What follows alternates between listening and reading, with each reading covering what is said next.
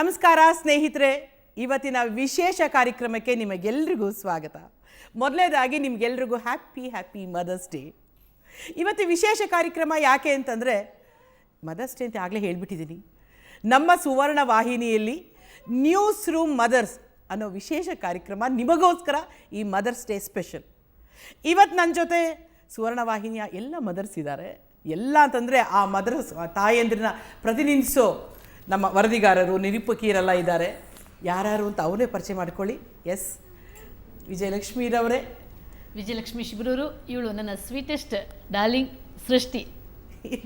ವಿಜಯಲಕ್ಷ್ಮಿ, ನೀವು ಮಾಡ್ತಿರೋ ಇದು ಹೇಳಿ, ಕಾರ್ಯಕ್ರಮದ ಬಗ್ಗೆ. ನಾನು ಕವರ್ ಸ್ಟೋರಿ ಕಾರ್ಯಕ್ರಮದ ನಿರ್ಮಾಪಕಿಯಾಗಿ ವರ್ಕ್ ಮಾಡ್ತಿದ್ದೀನಿ. ಅದೇ ವಿಶೇಷ ಪ್ರತಿನಿಧಿಯಾಗಿ ಸುವರ್ಣ ನ್ಯೂಸ್ನಲ್ಲಿ ಇದ್ದೀನಿ.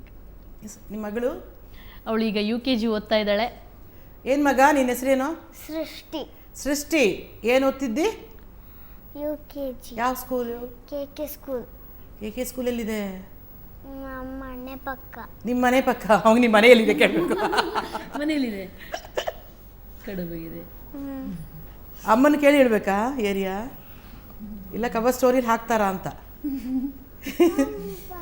ಸೃಷ್ಟಿ, ಚಂದ ಕಾಣಿಸ್ತಿದೆ. Welcome to the show. Thank you. Yes, ಹೇಳಿ. ನನ್ನ ಹೆಸರು ಸ್ಮಿತಾ ರಂಗನಾಥ್. ನಾನು ಸುವರ್ಣ ನ್ಯೂಸ್ ಚಾನಲಲ್ಲಿ ನ್ಯೂಸ್ ಆ್ಯಂಕರ್ ಆಗಿ ವರ್ಕ್ ಮಾಡ್ತಾ ಇದ್ದೀನಿ. ಇದು ನನ್ನ ಲಿಟಲ್ ಹೀರೋ ಪ್ರತ್ಯೂಷ್, 1.5 ವರ್ಷದವನು. ಹಾಯ್ ಪ್ರತ್ಯೂಷ್. ಹಾಯ್. ಹಾಯ್ ಹೇಳು. ಅಲ್ಲಿ ಯಾರಿದ್ದಾರೆ? ಹಾಯ್ ಹೇಳು ಆಂಟಿಗೆ. ಕ್ಯಾಮ್ರಾಗ hi. Welcome to the show. Thank you. Okay, ನೀನು ಬಿಡು. ಫಸ್ಟ್ ಕ್ಯಾಮ್ರಾ ನೋಡಿ ಮಾತಾಡೋ. ನಾವು ಈ ಕಡೆ ನಾನು ಸಬಿತಾ ಶೆಟ್ಟಿ ಅಂತ ನಿರೂಪಕಿಯಾಗಿ ಸದ್ಯಕ್ಕೆ ವರ್ಕ್ ಮಾಡ್ತಾ ಇದ್ದೀನಿ. ಹಿಂದೆಲ್ಲ ವರದಿಗಾರ್ತಿ ಆಗಿದ್ದೆ, ಕಾರ್ಯಕ್ರಮ ನಿರ್ಮಾಪಕಿಯಾಗಿ ನಿಮ್ಮ ಜೊತೆ ಕೂಡ ಕಾರ್ಯಕ್ರಮ ಮಾಡಿದ್ದೀನಿ. ಸೊ ಇದು ನನ್ನ ಡಾರ್ಲಿಂಗ್ ಸಮನ್ವಿ ಅಂತ. ಕೇಳ್ತೀನಿ ನಾನು. ಎಸ್ ಎಸ್ ಪುಟ್ಟಿ, ಸಿಂಡ್ರಲಾ ಡಾರ್ಲಿಂಗ್. ಏನು ಕಂದ ನಿನ್ನ ಹೆಸರು? ಕೇಳೋದಿಲ್ಲ. ಸಮನ್ವಿ. ಮನ್ವಿ. ಸಮನ್ವಿ. ಸಮನ್ವಿ. ಸಮನ್ವಿ, ಸ್ಕೂಲ್ಗೆ ಹೋಗ್ತೀಯಾ ಸಮನ್ವಿ? ನೀನು ಬೇಬಿ ಸಿಟ್ಟಿಂಗ್ ಸ್ಕೂಲ್ಗೆ ಹೋಗ್ತೀಯಾ? ಇಲ್ಲ. ಏನಂತ ಹೇಳ್ತೀರಾ? ಲಿಟಲ್ ಡ್ಯಾಫೋಡಿಲ್ಸ್ ಸ್ಕೂಲ್ ಹೆಸರು. So sweet. ಹೇಳಿಯಪ್ಪ. ನಾನು ರಜನಿ ಅಂತ. Yes. ಇಲ್ಲಿ ಸುವರ್ಣ ನ್ಯೂಸಲ್ಲಿ ರಿಪೋರ್ಟ್ರಾಗಿ ಕೆಲಸ ಮಾಡ್ತಿದ್ದೀನಿ. ಇವಾಗ ಸದ್ಯದಲ್ಲಿ ಮೆಟ್ರೋ ಟೀಮ್ನ ನೋಡ್ಕೊತಾ ಇದ್ದೀನಿ. ಇವಳು ನನ್ನ ಮಗಳು ನಕ್ಷತ್ರ ಅಂತ. ನಕ್ಷತ್ರ? ಹೆಚ್ಚು ಕಮ್ಮಿ ನನ್ನ ಹೆಸರೇ ಅಲ್ವಾ? ಇನ್ನೊಂದು ಅರ್ಥ ಅಷ್ಟೇ. ನಕ್ಷತ್ರ. ನಕ್ಷತ್ರ. ನಕ್ಷತ್ರ ಮಗ. ಹಾಯ್ ನಕ್ಷತ್ರ. ಇಲ್ಲಿ ನೋಡು, ಇಲ್ಲಿ ಕ್ಯಾಮ್ರಾದಲ್ಲಿ ನೋಡು. ಯಾಕೆ ನಕ್ಷತ್ರ ಇಷ್ಟೊಂದು ನಾಚಿಕೊಳ್ತೀಯಾಳೆ? ಯಾಕೆ ಅಷ್ಟೊಂದು ನಾಚ್ಕೊಂಡ್ಬಿಟ್ಟಿದ್ದಾಳೆ ಅವಳು? ಕತ್ಲೆ ಆಗಿಲ್ವಲ್ಲ ಅದಕ್ಕೆ ಅನ್ಸುತ್ತೆ. ನಕ್ಷತ್ರ ಎಲ್ಲ ಪುಟ್ಟಿ, ಇಲ್ಲಿ ನೋಡು ಮಗನೇ.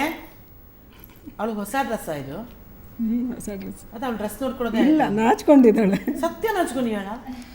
ನಕ್ಷತ್ರ, ಇಲ್ಲಿ ನೋಡು ಮಗ. ಇಲ್ಲಿ ಚಾಕ್ಲೇಟ್ ಕೊಡ್ತೀಯಂತೆ.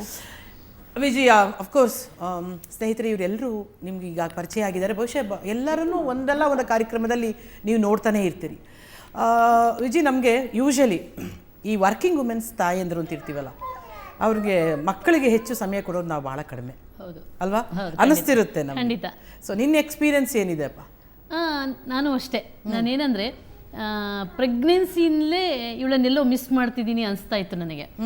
ಯಾಕಂದರೆ ನಾನು ಇವಳ 3 months ಪ್ರೆಗ್ನೆನ್ಸಿ ಇರುವಾಗ ಹೈದರಾಬಾದ್ ಪ್ರಜಾರಾಜ್ಯಂ ಚಿರಂಜೀವಿ ಪಕ್ಷ ಸ್ಥಾಪನೆ ಇತ್ತಲ್ಲ, ಆವಾಗ ಅದನ್ನು ಕವರ್ ಮಾಡೋಕ್ಕೆ ಹೋಗಿದ್ದೆ ನಾನು.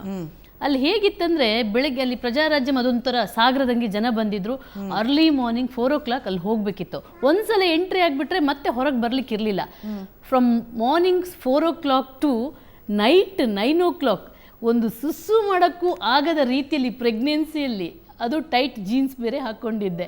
ನನಗೆ ಆ ಸಂದರ್ಭದಲ್ಲಿ ಅನಿಸ್ಬಿಡ್ತು, ಎಲ್ಲೋ ನನ್ನ ಮಗುನ ಕಳ್ಕೊಳ್ತೀನೋ ಏನೋ ಅನ್ನುವಂಥ ಒಂದು ಆತಂಕ ಆ ಸಂದರ್ಭದಲ್ಲಿ ಆಗ್ಬಿಟ್ಟಿತ್ತು. ಯಾಕಂದರೆ ಫ್ರಮ್ ಮಾರ್ನಿಂಗ್ 4 o'clock ಫುಡ್ ಇಲ್ಲ, ವಾಟರ್ ಇಲ್ಲ, ನಥಿಂಗ್. ಪ್ರೋಗ್ರಾಮ್ ಕವರ್ ಮಾಡೋಕ್ಕೆ ಮಾಡೋಕೆ ಹೋದಾಗ ನಿಮ್ಗೆ ಏನು ಸಿಗ್ತಾ ಇರಲಿಲ್ಲ? ಊಟ ಇಲ್ಲ, ಎಂಥದ್ದು ಸಿಗಲ್ಲ. ಯಾಕಂದರೆ ಅಷ್ಟು ರಶ್ಶು, ಅಷ್ಟು ಟೈಟ್ ಸೆಕ್ಯೂರಿಟಿ, ಅಷ್ಟು ಜನ. ಆಮೇಲೆ ಇನ್ನೊಂದೇನಾಯ್ತಂದರೆ, ನಾವು ಕೂತಲ್ಲಿ ಇದಾಯಿತು, ಜನಜಂಗುಳಿ ಸ್ಟ್ಯಾಂಪೇಡ್ ಆಗಕ್ಕೆ ಶುರುವಾಯಿತು. ಕಾಲು ತುಳಿತ ಶುರುವಾಗ್ಬಿಡ್ತು. ಒಂದೇ ಸಲ ಜನ ನುಗ್ಗಕ್ಕೆ ಶುರು ಮಾಡಿದ್ರು. ನುಗ್ಗಕ್ಕೆ ಶುರು ಮಾಡಿ ನನಗೆ ಸುಸ್ತಾಗ್ತಾ ಇತ್ತು. ಸಿಕ್ಕಾಪಟ್ಟೆ ಬಿಸಿಲು, ಝಳ, ನೀರಿಲ್ಲ, ಏನಿಲ್ಲ. ಒಂದು ಈ ರೀತಿ ಚೇರಲ್ಲಿ ಕೆಳಗೆ ಕೂತಿದ್ದೆ. ನನಗೆ ಗೊತ್ತಾಗಲಿಲ್ಲ ಸ್ಟ್ಯಾಂಪೇಡ್ ಆಗ್ತಿದೆ ಅಂತ. ಒಂದೇ ಸಲ ಎಲ್ಲ ಬಿದ್ದುಬಿಡ್ತು. ಬಿದ್ದುಬಿಟ್ಟು ನನಗೆ ಇಲ್ಲೆಲ್ಲ ತಾಗ್ಬಿಡ್ತು ಸ್ವಲ್ಪ.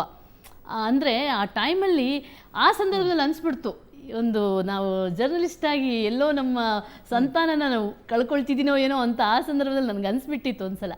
ಸೊ ಅಲ್ಲಿಂದಲೇ ಈ ಒಂದು ಜರ್ನಿ ನಂದು ಸ್ಟಾರ್ಟ್ ಆಗಿತ್ತು, ಮಿಸ್ ಮಾಡ್ಕೊಳ್ಳುವಂಥ ಜರ್ನಿ. ಆಮೇಲೆ ನಾನು ತುಂಬ ಮಿಸ್ ಮಾಡ್ಕೊಂಡಿದ್ದಂದರೆ ಇವಳು ಅವಾಗ 8 ಮಂತ್ ಬೇಬಿ, ನಾನು ಪಾಕಿಸ್ತಾನ ಟೂರಿಗೆ ಹೋಗಿದ್ದೆ ಇವಳನ್ನು ಬಿಟ್ಟು. ಅವಳು ಬ್ರೆಸ್ಟ್ ಫೀಡಿಂಗ್ ಆಗ್ತಿತ್ತು, ನನಗೆ 8 ಡೇಸ್ ನಾನು ಅವಳನ್ನು ಬಿಟ್ಟಿರ್ಬೇಕು. ಒಂದು ನಿಮಿಷ, ನಿಮ್ಮ ಟೂರ್ ಬಗ್ಗೆ ಆಮೇಲೆ ಮಾತಾಡ್ತೀನಿ ನಾನು ಖಂಡಿತವಾಗಿ. ಸ್ಮಿತಾ, ನೀವು ನಮ್ಮ ವಾಹಿನಿಯ ನಿರೂಪಕಿಯಾಗಿದ್ದೀರಿ. ಬಹುಶಃ ನಿರೂಪಕರು ಬೆಳಗ್ಗೆನೇ ಬಂದು ಸಂಜೆ ರಾತ್ರಿ ಹೋಗ್ತೀರಿ ಅಂತ ಅನ್ಸುತ್ತೆ ಮನೆಗೆ. ಇಷ್ಟು ಚಿಕ್ಕ ಮಗು, ನಿಮ್ಗೆ ಏನನ್ಸುತ್ತೆ?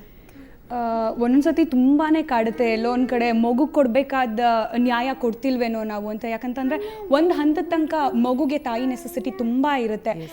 ಬಟ್ ಎಲ್ಲೋ ಒಂದು ಕಡೆ ಕೆಲಸದ ಅನಿವಾರ್ಯತೆನೋ ಅಥವಾ ಕೆರಿಯರ್ ದೃಷ್ಟಿಲಿ ಇಟ್ಕೊಂಡು ನಂತರ ತುಂಬ ಜನ, ಕೆಲವರೆಲ್ಲ ಈ ಗೌರ್ಮೆಂಟ್ ಎಂಪ್ಲಾಯೀಸ್ ಎಲ್ಲ 3 ತಿಂಗಳಿಗೆ ಬಿಟ್ಟು ಹೋಗೋರಿದ್ದಾರೆ ಮಗುನ. My mother also did the same. ನಾನು 3 ತಿಂಗಳು ಮಗು ಇರಬೇಕಾದ್ರೆ ಅಮ್ಮ ಕೆಲಸಕ್ಕೆ ಹೋಗ್ಬೇಕಾಗ್ಬೋದು. ಅಮ್ಮ ವರ್ಕಿಂಗ್ ಲೆಕ್ಚರರ್ ಆಗಿದ್ದಾರೆ. ಸೊ ಒಂದು ಕಡೆ ಅನಿಸುತ್ತೆ, ಇನ್ನೊಂದು ಕಡೆ ನಮ್ಮ ಮಗು ಭವಿಷ್ಯಕ್ಕೋಸ್ಕರ ನಾವು ಮಾಡ್ತಿದ್ದೀವಲ್ವಾ ಅನ್ನೋ ಒಂದು ಖುಷಿನೂ ನಮಗಿರುತ್ತೆ. ಮತ್ತು ಸಂಜೆ ಆಗುತ್ತಲ್ಲ, ಅವನು ಹೋಗೋಷ್ಟು ಮಲಗಿಬಿಟ್ಟಿರ್ತಾನ. ಕೆಲವೊಂದು ಸತಿ ನಮ್ಮ ಶಿಫ್ಟ್ ತುಂಬಾ ಆಡ್ ಇರುತ್ತೆ. ಬೆಳಗ್ಗೆ ಬರ್ತೀವಿ ಅರ್ಲಿ ಮಾರ್ನಿಂಗ್, ಅವಾಗ ಮಲಗಿರ್ತಾನೆ. ಇಲ್ಲ ನಮಗೆ ಸೆಕೆಂಡ್ ಶಿಫ್ಟ್ ಇದ್ದರೆ ಅವನ್ನ ಹೋಗೋಷ್ಟೊತ್ತಿಗೆ ಮಲಗಿಬಿಟ್ಟಿರ್ತಾನೆ. ಆಫೀಸಲ್ಲಿ ಇದ್ರೂ ಕೂಡ ಎಲ್ಲೊಂದು ಕಡೆ ಅನಿಸ್ತಾ ಇರುತ್ತೆ, ಮಗು ಊಟ ಮಾಡ್ತಾ ಮಲಗ್ತಾ ಏನು ಮಾಡ್ತಿದ್ದಾನೆ, ಅದು ಕಾಡ್ತಾನೆ ಇರುತ್ತೆ ಕೆಲವೊಂದು ಸತಿ. ಬಟ್ ಸಬಿತಾ, ನನಗೆ ನೆನಪಿದೆ, ನನಗೆ ಇಂಟರ್ವ್ಯೂ ಮಾಡಿದಾಗ ಈ ಮಗುನ ಹಿಂಗೆ ಹೊತ್ಕೊಂಡು ಬಂದಿದ್ದು 2 ತಿಂಗಳಲ್ಲಿ, ಅದನ್ನು ನಾನು ನಿಂದು ಕೇಳಬೇಕು ಆಮೇಲೆ. ಎಸ್ ಸಬಿತಾ, ನೀವು ಹೇಳಿ. ಆ್ಯಕ್ಚುಲಿ ನಮ್ದು ಅರ್ಧ ಮನಸ್ಸು ಅಲ್ಲೇ ಇರುತ್ತೆ. ಅದು ಸ್ವಲ್ಪ ಒಂದು ನೀವು ಹೇಳ್ದಂಗೆ ಸಟನ್ ಟೈಮ್ಸ್ವರೆಗೂ, ಅಂದರೆ 1 ವರ್ಷ ಆಗೋವರೆಗೂ ಅಂತೂ ಅವು ಮಕ್ಕಳು ತಾವಾಗೇ ಓಡಾಡಿ ಆಟ ಆಡಿ ತಿನ್ನುವಂಥ ಮಟ್ಟಕ್ಕೆ ಬರೋವರೆಗಂತೂ ನಮ್ಗೆ ತುಂಬ ಕಾಡ್ತಾ ಇರುತ್ತೆ. ನಾವು ಬಿಟ್ಟು ಬಂದ್ವಿ, ಅವರಿಗೆ ಕೊಡಬೇಕಾಗಿದ್ದಂಥ ಟೈಮ್ನ ನಾವು ಎಲ್ಲೋ ನಮ್ಮ ಸ್ವಾರ್ಥಕ್ಕೆ ಏನೋ ಕೊಡ್ತಾ ಇಲ್ವೇನೋ ಅವ್ರಿಗೆ ಅಂತ ಅನ್ನೋ ಒಂದು ನನಗೂ ಕೂಡ ಅದು ಅಂತ ಹೆಂಗೆ ಅನ್ಕೊಳ್ತೀರಿ? ನನಗೆ ಹಂಗೆ ಅನಿಸ್ತಿತ್ತು. ಯಾಕಂದ್ರೆ ನನ್ನ ಕರಿಯರ್ ಅಂತ ನಾವು ಮುಂದೆ ಹೋಗ್ತಿರ್ತೀವಿ, ಬಟ್ ಇನ್ಫ್ಯಾಕ್ಟ್ ಅವ್ರದ್ದು ಕೂಡ ಅದರಲ್ಲಿ ಇರುತ್ತೆ, ಅವರ ಫ್ಯೂಚರ್ ಕೂಡ ಇರುತ್ತೆ. ಬಹುಶಃ ಮಕ್ಕಳಾದ್ಮೇಲೆ ನಮ್ಮ ಸ್ವಾರ್ಥತೆ ನಮ್ಗೆ ಬಹುಶಃ ಆಮೇಲೆ ಆ ವಿಷಯಕ್ಕೆ ಬರೋಣ. ಹೆಣ್ಮಕ್ಳು ಅಂದರೆ ಸ್ವಾರ್ಥ ಭಾಳ ಕಡಿಮೆ ನಮಗೆ ಅಲ್ವಾ? ಎಲ್ಲ ತುಂಬ ಇನ್ಫಿನಿಟಿ ನನಗೆ ತುಂಬ ಇದು ಅನಿಸ್ತಿತ್ತು, ಗಿಲ್ಟಿಗೆ ಫೀಲ್ ಆಗ್ತಿತ್ತು ತುಂಬಾ ನನ್ನ ಮಗುನ ಬಿಟ್ಟು ಬಂದಿದ್ದು. ಬಿಕಾಸ್ ಈಗಲೂ ಕೂಡ ಅವಳಿಗೆ ಯಾವ ಥರ ಕೂತ್ಬಿಟ್ಟಿದೆ ಮನಸ್ಸಲ್ಲಿ ಅಂದರೆ ಅಮ್ಮ ಬಿಟ್ಟು ಹೋಗ್ತಾಳೆ ಅಂತ. ನಾನು ಬಂದ ಒಂದು ಕ್ಷಣದಿಂದ ನನ್ನ ಬೆನ್ನಿಂದ ಬಾಲಂಕೋಚಿ ಥರ ತಿರ್ಗೋಕೆ ಶುರು ಮಾಡಿದ್ರೆ, ಇವನ್ ಟಾಯ್ಲೆಟ್ ಹೋದ್ರೆ ನಾನು ಇಲ್ಲಿ ನಿಂತಿರ್ತೀನಮ್ಮ, ನೀನು ನಿಂತಿರ್ತೀನಿ ಇವಾಗಲೂ ಕೂಡ, ನೀವು ಬಾಗಿಲು ಹಾಕ್ಬಿಟ್ಟು ನಾನು ನಿಂತಿರ್ತೀನಿ ಇಲ್ಲೇ, ಎಲ್ಲಿಗೆ ಹೋಗ್ಬೇಡ ಅಂತ. ಅಷ್ಟು ಅವಳಿಗೆ ಅದು ಮನಸ್ಸಲ್ಲಿ ಕೂತ್ಕೊಂಡ್ಬಿಟ್ಟಿದೆ. 5 ತಿಂಗಳಿಂದ ಬಿಟ್ಟು ಬಂದು ಇನ್ನು ಹೋಗ್ತಾಳೆ ಇವಳು ಅಂತ. ಒಂದ್ಸರಿ ಮನೆಯೊಳಗೆ ಎಂಟ್ರಿ ಆದ್ನ ಮುಗೀತು, ಯಾರೂ ಬೇಡ. ಅಜ್ಜ ಅಜ್ಜಿ ಮನೇಲಿ ಅತ್ತೆ ಎಲ್ಲ ತುಂಬ ಪ್ರೀತಿಯಿಂದ ನೋಡ್ಕೊಳ್ತಾರೆ, ಎಷ್ಟು ಪ್ರೀತಿಯಿಂದ ನೋಡ್ಕೊಳ್ತಾರೆ. ಬಟ್ ಸ್ಟಿಲ್ ನಾನು ಹೋದ್ಮೇಲೆ ಯಾರೂ ಬೇಡ ಅವರು.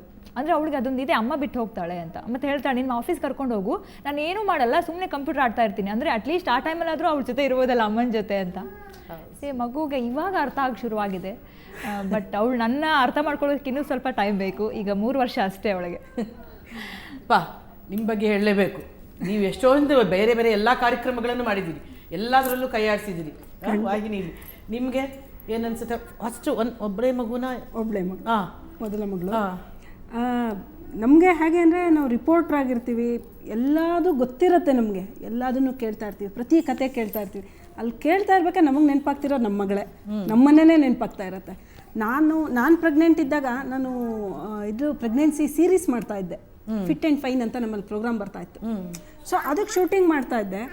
ಅವರಿಗೆ ಶೂಟಿಂಗ್ ಮಾಡ್ಬೇಕಾದ್ರೆ ಅವ್ರಿಗೆ ಹೀಗಿರಬೇಕು, ಜಾಸ್ತಿ ಹತ್ತಿಸ್ಬೇಡಿ, ಆ ಶೂಟಿಂಗಿಗೆ ಪ್ರೆಗ್ನೆಂಟ್ ವುಮನ್ನು ಮೆಟ್ಲಿಂದ ಇಳಿಬಾರ್ದು ಅಂತ ನಾವು ಹೇಳ್ಬೇಕಾದ್ರೆ ಮೆಟ್ಲಿಂದ ಇಳಿಯೋದು ಶೂಟ್ ಮಾಡಿಸ್ತೀವಿ, ಇಳಿತಾ ಇರೋದು. ಅದನ್ನ ಮಾಡ್ಸೋಕ್ಕೆ ನಾನು 10 ಸಲ ಮೇಲೆ ಕೆಳಗೆ ಓಡಾಡಿರ್ತೀವಿ. ಸೊ ನಮ್ಗೆ ಆ ಟೈಮಲ್ಲಿ ನನಗೆಲ್ಲೋ ಚುಸ್ತಾ ಇರುತ್ತೆ, ಅವ್ರಿಗೆ ನಾವು ಮಾಡೋಕ್ಕಾಗಲ್ಲ ಅಂತ. ಹಾಗಾಗಿ ಆ ಥರ ಅನುಭವಗಳು ತುಂಬ ಆಗ್ತಾ ಇರುತ್ತೆ.